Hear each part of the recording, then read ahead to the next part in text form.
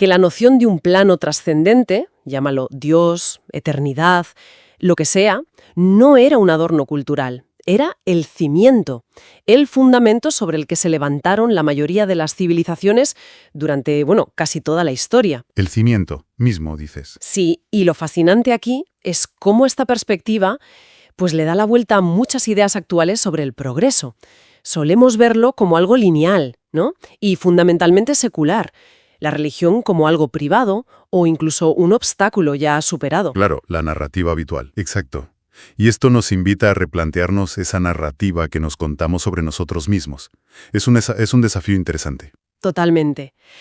Y el primer golpe fuerte que dan estas ideas tiene que ver con las primeras grandes construcciones humanas. Nos dicen, olvidaos de mercados, de palacios como lo primero. No, lo primero fueron los templos. Ahí está la clave inicial. Aquí es donde la cosa se pone realmente interesante. El ejemplo estrella es Göbekli Tepe, en Turquía. Estamos hablando de algo de hace más de 12.000 años. Increíble. 12.000 años. Antes de la agricultura, antes de las ciudades, antes de la escritura. Ya había gente organizándose para levantar estructuras enormes, pilares decorados. Y la interpretación del texto es clara. El propósito no era práctico, ¿eh? En el sentido moderno, era conectar con otro plano, interceder por las almas, entender el cosmos desde lo sagrado. Precisamente. Y Göbekli Tepe, aunque sea el más antiguo y espectacular, no es una rareza aislada, según esta visión. Si conectamos los puntos, como sugiere el material, vemos ese mismo impulso una y otra vez. ¿En qué otras culturas? Pues piensa en Egipto. Las pirámides, una obsesión por asegurar la vida eterna del faraón y con él del reino entero. O los zigurats de Mesopotamia, esas torres que querían ser puentes entre tierra y cielo. Claro, el vínculo cielo-tierra, pero no hace falta irse solo ahí. El patrón aparece en las estupas budistas, en Asia, las tumbas imperiales chinas, los templos griegos, en las acrópolis, el foro romano. Y al otro lado del charco, las pirámides mayas, las aztecas, las huacas en los Andes, como las de la cultura moche en Perú, incluso las catedrales europeas, ¿no? Por supuesto. Las catedrales góticas. Generaciones enteras volcando esfuerzo y recursos. Durante milenios, la inversión más bestia de energía y creatividad humana iba a eso. Construir para la eternidad, no para la eficiencia trimestral.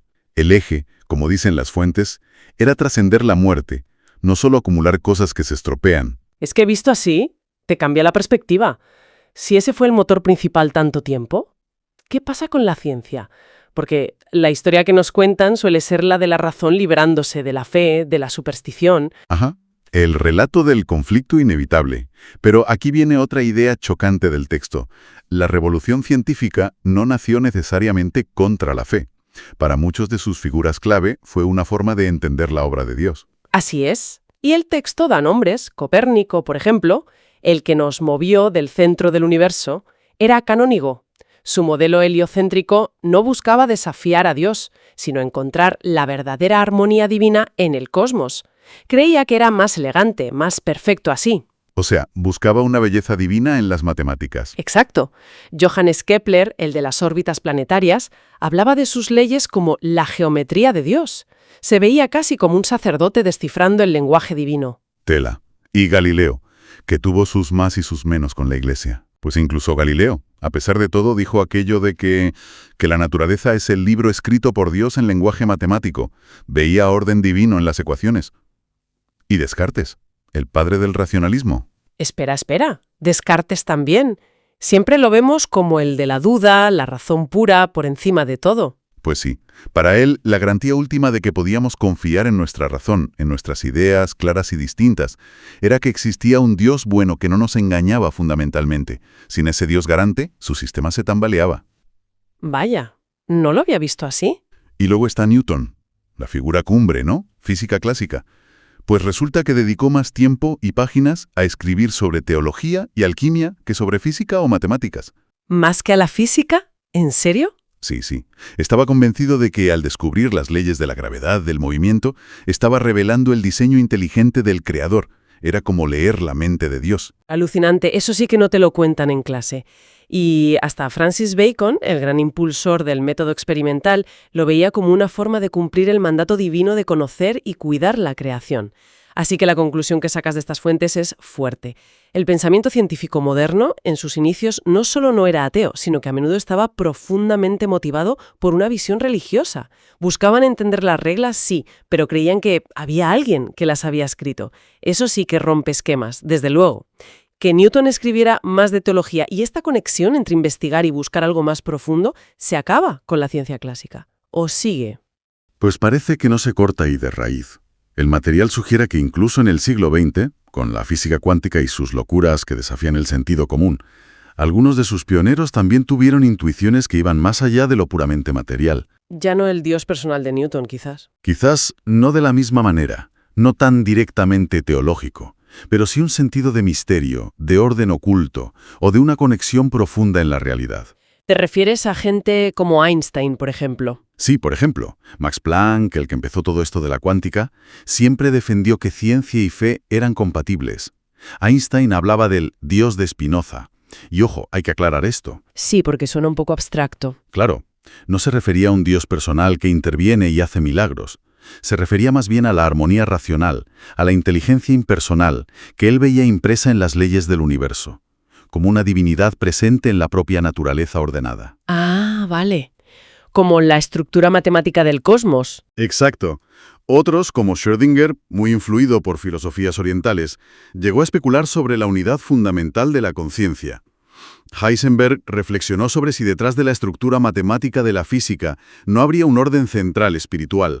Niels Bohr también tiró de conceptos orientales como la complementariedad para intentar dar sentido a las paradojas cuánticas. O sea que no les bastaba solo con las ecuaciones. Parece que buscaban algo más. Y Wolfgang Pauli, otro gigante, se interesó muchísimo por la psicología profunda de Jung, por la sincronicidad, esas coincidencias con significado, y por el simbolismo arquetípico, intentando tender puentes entre la psique y la materia. Vaya, o sea, que incluso en la ciencia más puntera del siglo XX, la que nos trajo la relatividad, la cuántica, persistía esa, no sé, esa inquietud, esa sensación de que los números apuntaban a algo más grande. Parece que sí. Quizás no una teología como la de antes, no dogmática, pero sí una apertura al misterio, a la idea de que la realidad física, lo que podemos medir y tocar, quizás no es toda la realidad que existe. Plantea una pregunta importante, ¿no? Sobre si la búsqueda de conocimiento al final no roza inevitablemente con preguntas sobre el sentido, el orden. Exacto. Preguntas que tradicionalmente eran del terreno de la filosofía o la religión, como si la ciencia, llevada a sus límites, volviera a encontrarse con el misterio. Vale, es un cuadro potente. Milenios mirando a la eternidad, la ciencia inicial impulsada por un deseo de entender el plan divino y hasta la física moderna asomándose a un misterio más hondo.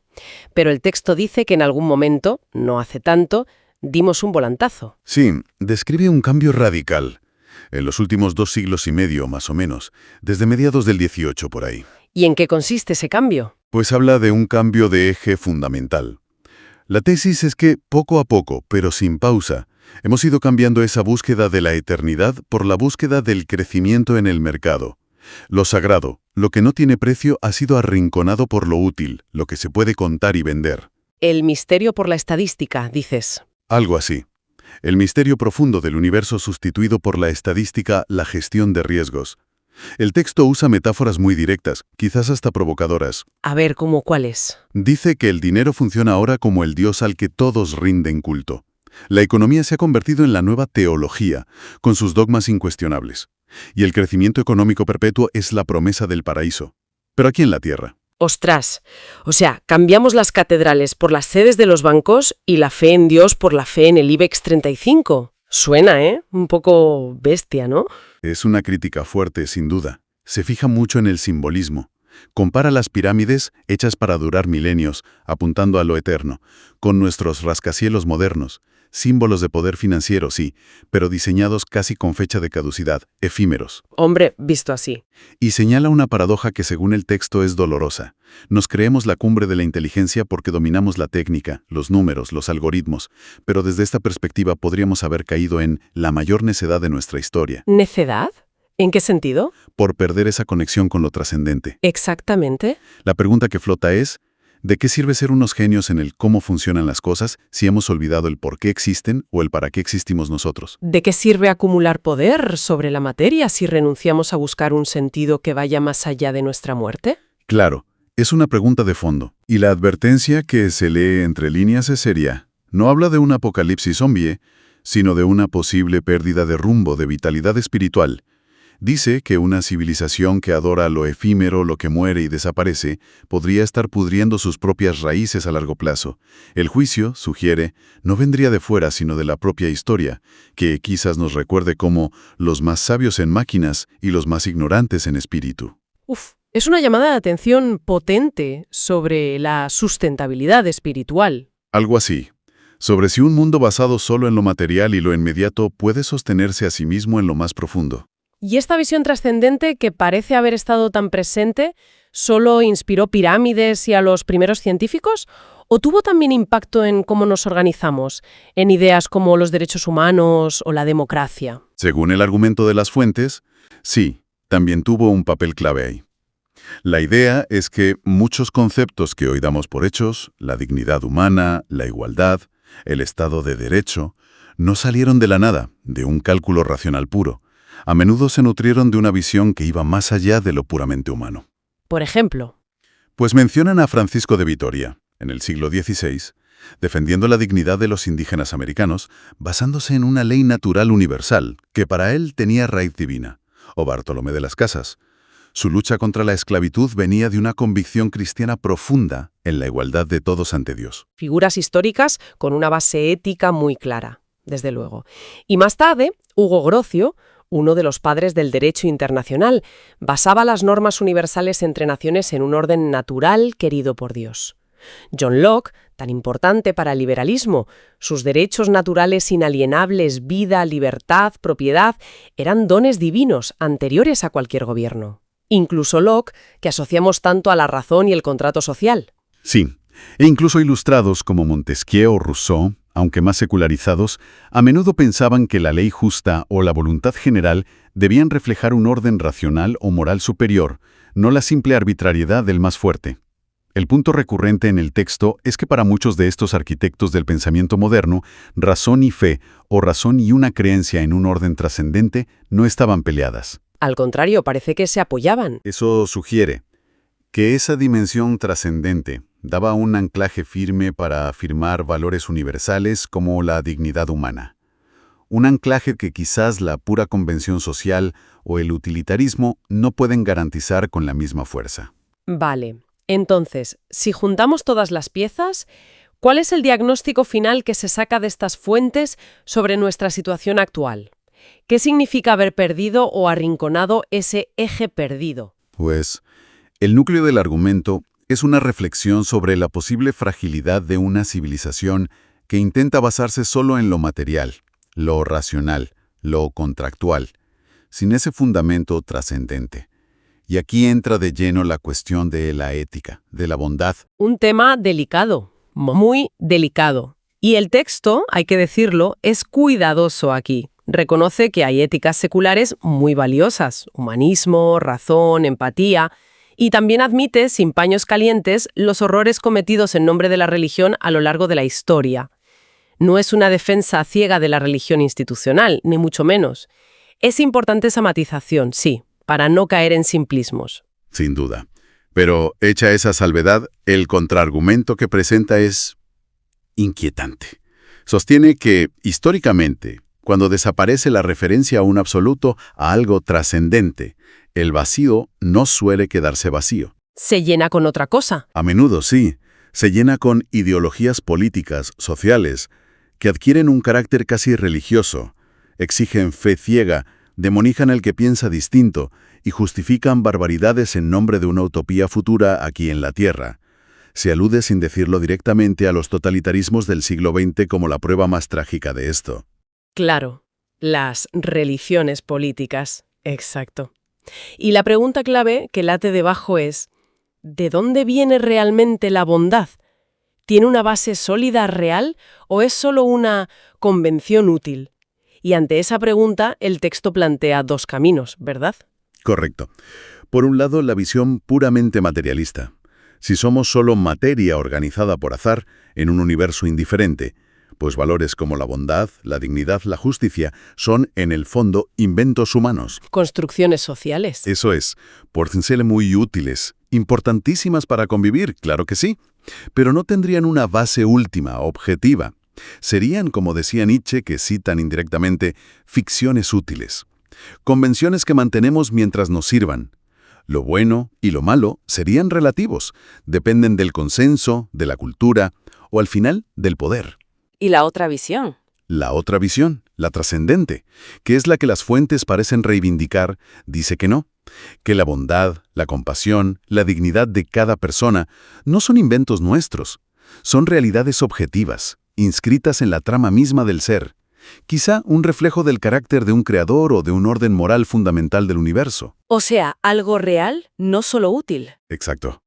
Desde esta perspectiva, amar al prójimo no es solo una buena idea, es casi una ley cósmica, y la esperanza en una vida más allá no es un escape, sino lo que da un peso, una consecuencia infinita a lo que hacemos aquí y ahora. Es la garantía última de que la justicia y el bien, al final prevalecerán, aunque no lo veamos del todo en este mundo. Entiendo. La conclusión final que se desprende es que una civilización, por muy avanzada que sea tecnológicamente, si pierde esa conexión con lo trascendente, corre el riesgo de perder su alma, su brújula moral, entrar en una especie de deriva, una decadencia no económica, sino espiritual. Exactamente eso. No se trata de predecir el fin del mundo, sino de señalar una posible pérdida de sentido profundo, de aquello que, según esta visión, ha animado a las civilizaciones durante milenios. La eternidad, vista así, no es una fantasía para después de morir, sino el horizonte que da significado y valor a la vida antes de morir. Sin ese horizonte, quizás todo se vuelve relativo, instrumental y, en última instancia, un poco vacío. Bien, creo que hemos recorrido los puntos clave de estos extractos. La tensión central que presentan es clara, esos miles de años donde la civilización parece haberse construido mirando a lo eterno, a lo trascendente, en un contraste brutal con los últimos siglos. Exacto. Un contraste muy marcado con los últimos siglos, donde el foco parece haberse ido a lo material, lo útil, lo inmediato, lo efímero.